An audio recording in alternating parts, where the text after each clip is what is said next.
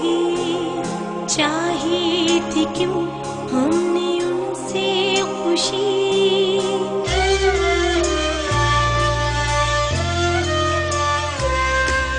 समझे थे हम क्यों उन्हें जिंदगी चाहिए थी क्यों हमने उनसे खुशी।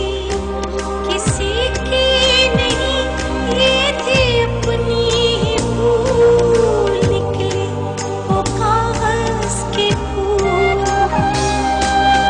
कागज के फूल ये है कागज के फूल।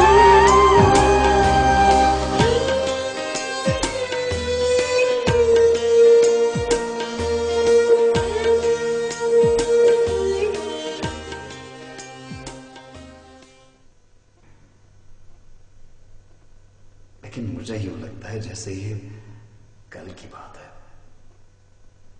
हर इंसान की जिंदगी में कोई ना कोई दास्तान जरूर छुपी होती है।